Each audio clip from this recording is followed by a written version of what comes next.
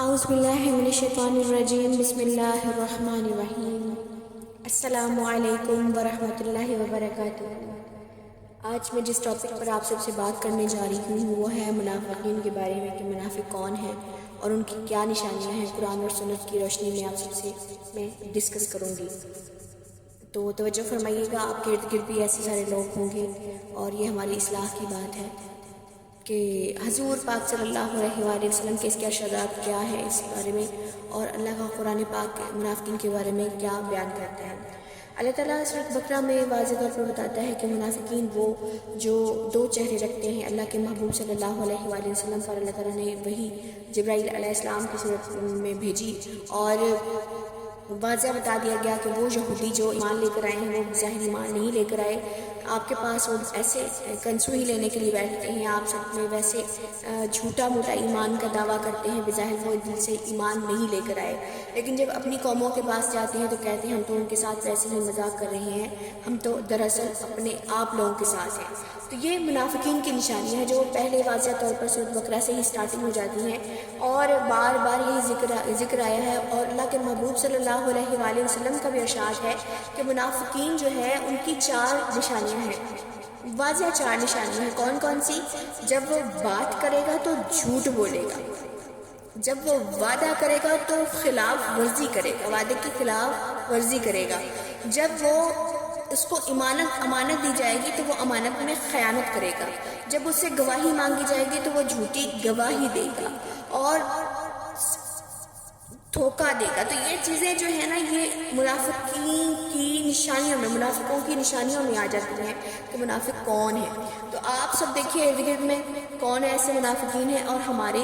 اندر موجود یہ چیزیں تو نہیں ہیں۔ اللہ کے محبوب صلی اللہ علیہ وآلہ وسلم کے دور میں جب آپ صلی اللہ علیہ وسلم جمعہ کا خطبہ دے رہے تھے تو اس وقت منافقین وہ یہودی جو زبانی طور پر کلمہ کا اقرار کر چکے تھے، بظاہر وہ دل سے ایمان نہیں لے کر آئے تھے، وہ اللہ کے محبوب صلی اللہ علیہ وسلم کی مجلسوں میں آپ صلی اللہ علیہ وسلم کے پاس بیٹھ کر باتیں سنا کرتے تھے، آپ سب کو بتایا کرتے تھے کہ ہم ایمان لے کر آئے، بظاہر تو وہ ایمان نہیں لا رہے تھے، وہ جھوٹ بول رہے تھے۔ تو اللہ تعالیٰ نے بھی واضح بتایا، قرآن پاک کی جو صورتیں اس وقت آیات اتری وہ بھی اللہ تعالیٰ نے کہ محبوب صلی اللہ علیہ وسلم نے سب کی واضح باتیں کر دی کہ اللہ تعالیٰ نے فلاں بن فلاں فلاں بن فلان کا نام لے کر اس مجلس میں، اس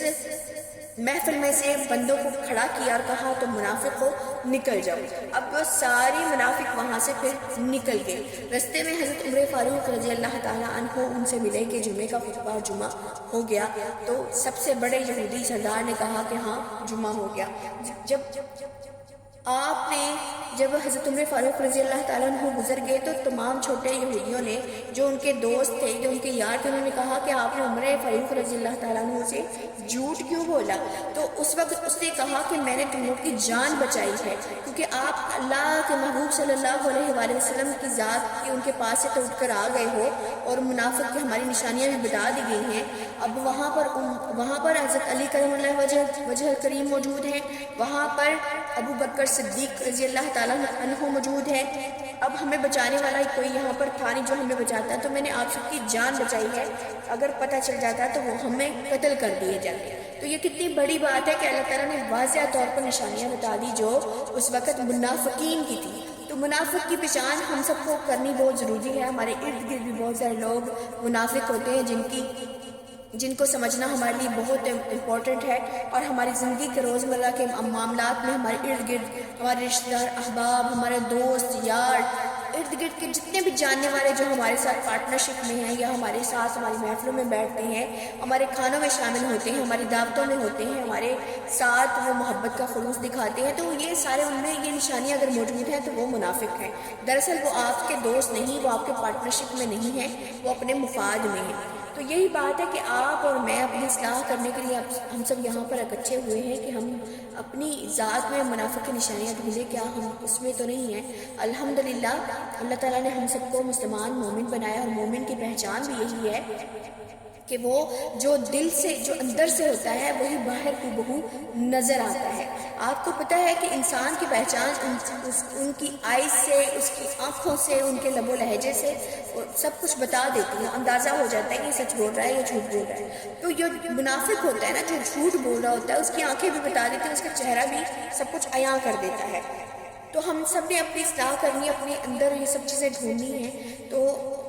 یہ چیزیں ریفلیکٹ کرتی ہیں۔ جب ہم بات کرتے ہیں تو اس کا اثر ہوتا ہے، تو اسی طرح جھوٹ اور سچ کی بھی ریفلیکشن ہوتی ہے۔ انسان کو پتہ تو چل جاتا ہے، لیکن جو منافق ہوتا ہے وہ بات سے مکر رہا ہوتا ہے، وہ جھوٹ پر جھوٹ بول رہا ہوتا ہے، اس کو پتہ بھی ہوتا ہے کہ میں جھوٹ بول رہا ہوں، لیکن وہ اپنی واضح دلیلیں بھی پیش کر رہا ہوتا ہے کہ میں نے ایسا کچھ نہیں کیا، ایسی کوئی بات نہیں۔ تو وہ منافق ہے، وہ پکا سچا منافق ہے۔ لیکن اللہ تعالیٰ نے ہم سب کو موقع دے دیا، زندگی بخشی ہے، اور اتنی بڑی خوبصورت زندگی ہے، تو کیوں نہ اگر ہم سب میں کوئی ایسی عادات موجود ہیں تو ہم اپنی اصلاح کر لیں۔ اللہ تعالیٰ نے توبہ کے دروازے کھلے رکھے ہوئے ہیں، آج نہیں تو کل ہم نے مر جانا ہے، تو اس سے پہلے ہم تمام گناہوں سے توبہ کر کے اللہ سے معافی طلب کر لیں۔ اللہ فرماتا ہے کہ تم گناہوں سے توبہ کر کے میری طرف پلٹ آؤ، میں تمہارا انتظار کر رہا ہوں۔ بندہ ایک قدم چلتا ہے، اللہ تعالیٰ دوڑ کے آتا ہے، تو یہ کتنی بڑی بات ہے۔ آپ اللہ سے محبت کریں، اللہ تعالیٰ آپ سے دگنی محبت کرے گا۔ جب بنایا اس نے ہم سب کو ہے، تو پھر ہمیں جانا بھی اسی کے پاس ہے، تو ہم کیوں نہ اس کے اور اس کے محبوب صلی اللہ علیہ وآلہ وسلم کی فرما برداری کرتے ہوئے اپنی زندگی کو گزاریں۔ تو یہ منافقین کی جو نشانیاں ہیں، یہ ہم نے اپنے ارد گرد بھی تلاش کرنی ہے، اگر کسی میں موجود ہیں تو ہم نے اس کی اصلاح کرنی ہے،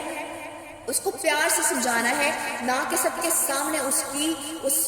بری عادت کو، بلکہ وہ بیماری ہی ہو گئی۔ جو بری عادتیں ہوتی ہیں وہ بیماریاں ہوتی ہیں، تو ان کی بیماریوں کو، ان عادتوں کو سب کے سامنے عیاں نہیں کرنا، اس کو تنہائی میں بیٹھ کر آپ نے اس کو سمجھانا ہے کہ تمہارے اندر اگر برا نہیں مانو تو بات کروں، یہ عیب تمہارے اندر پایا جاتا ہے، اس کو تم درست کی طرف لے جاؤ، اللہ تعالیٰ کے رستے پر نکل آؤ، اور شیطان کے رستے پر نہ چلو۔ اس میں تمہارا بھی نقصان ہے، دنیا میں بھی خسارہ ہے، اور آخرت میں بھی تم خسارے میں پڑ جاؤ گے۔ تو یہ بات حقیقت ہے کہ جو دنیا میں ہم بولتے ہیں اس کا ہم دنیا میں بھی کاٹتے ہیں، اور آخرت میں بھی اس کا اجر ملے گا۔ اللہ تعالیٰ فرماتا ہے کہ تم دنیا میں کسی کے ساتھ نیکی کرو گے تو اللہ تعالیٰ تمہیں اس کا 10 گنا عطا کرے گا، تو دنیا میں اس کا 10 گنا عطا کر دیا جاتا ہے۔ تو آپ یہ سوچیں کہ اللہ تعالیٰ آخرت میں بھی ہم سب کو اتنا اسے ڈبل عطا کرے گا۔ تو یہی بات ہے، جب ہم برا کسی کے لیے سوچتے ہیں، جب ہم کوئی بری بات کرتے ہیں یا برا کوئی کام کرتے ہیں، تو اس کا نتیجہ ہمیں دنیا میں بھی ملتا ہے، اور آخرت میں بھی وہ جہنم کا حقدار ہوگا۔ تو میرا کام ہے، جو مجھے معلوم ہے میں آپ سب کو بتاؤں، آپ دوسروں کو بتائیں، ان کو اس علم کو دوسروں تک پہنچائیں، کیونکہ یہ ہمارا فرض ہے۔ اللہ کے محبوب صلی اللہ علیہ وآلہ وسلم نے فرمایا کہ جب تمہیں کوئی بات اچھی پتہ چلے تو تم پر فرض اور تم پر حق ہے کہ تم دوسروں کو اس بات کو دوسروں تک پہنچاؤ، کیونکہ کل قیامت والے دن تم سے بھی سوال و جواب اور پوچھ ہوگی۔ تو آپ سب یہ اچھی طریقے سے جانتے ہیں کہ ہمارے ہاتھ، پاؤں، زبان، آنکھیں، ہر عضو جو ہے اس وقت اللہ تعالیٰ کی بارگاہ میں گواہی دے گا۔ ہماری پوسٹیں جو ہم اسکرول کر کے جا رہے ہوتے ہیں، ہمارے سامنے بہت ساری اچھی چیزیں گزری ہوتی ہیں، اچھی باتیں گزری ہوتی ہیں، احادیث مبارکہ، قرآن پاک کی آیات، اللہ تعالیٰ کے احکامات، تو ہم ان کو اسکرول کر کے کچھ دنیاوی چیزوں کو تلاش کر رہے ہوتے ہیں۔ تو یہ بھی اس وقت پوچھا جائے گا کہ آپ نے ان عادات کو، ان باتوں کو، ان حضور پاک صلی اللہ علیہ وسلم کے احکامات کو سیرت طیبہ میں سے، اللہ تعالیٰ کے قرآن میں سے، اللہ تعالیٰ کی آیتوں میں سے دوسروں تک پہنچائی کہ نہیں پہنچائی۔ تو آپ سب پر بھی لازم ہے ان کو دوسروں تک پہنچائیں۔ میں خود طالب علم ہوں اور میں ابھی سیکھ رہی ہوں، انشاءاللہ جو مجھے معلوم ہوگا میں آپ سب تک پہنچاؤں گی، اور آپ کا بھی فرض بنتا ہے آپ دوسروں تک اس بات کو پہنچائیں اور اپنی آخرت کو سنواریں۔ دنیا میں بھی اللہ تعالیٰ آپ سب کو کامیابیاں عطا کرے، اور آخرت میں بھی اللہ تعالیٰ آپ کو جنت کا حقدار بنائے۔ اسی دعا کے ساتھ اجازت چاہوں گی کہ اللہ تعالیٰ مجھے اور آپ سب کو قیامت کے بعد جنت میں اکٹھا شامل فرمائے، ہم سب کے نام اعمال داہنے ہاتھوں میں اللہ عطا کرے، حضور پاک صلی اللہ علیہ وآلہ وسلم کے ہاتھوں سے حوض کوثر پینا نصیب کرے، اور اللہ کے محبوب صلی اللہ علیہ وآلہ وسلم کی شفاعت سے بہرامد فرما کر اللہ اپنا اور اپنے پیارے محبوب کا صلی اللہ علیہ وآلہ وسلم کا دیدار کروائے۔ اسی دعا کے ساتھ ایک اور درخواست ہے کہ آپ کو اگر میری کچھ باتیں،